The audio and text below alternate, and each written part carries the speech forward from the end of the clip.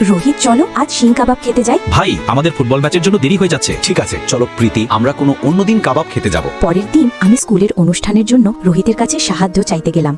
রোহিত, তুমি কি আমার সঙ্গে নাচ করবে? ঠিক আছে, চলো এখনই প্র্যাকটিস করি। তুমি সেখানে ব্যাঙের পোশাক পরে আসবে। আমাকে ব্যাং সেজে নাচতে হবে? এরপর সবাই রোহিতের সাথে মজা করে হাসাহাসি শুরু করলো। তোমাদের মুখ বন্ধ রাখো, মাফ করো, তুমি এর জন্য অন্য কাউকে খুঁজে নাও। মনে হচ্ছে আমার মধ্যে কিছু কমতি আছে। দীপক, চলো আজ শিং কাবাব খেতে যাই। পাগল নাকি?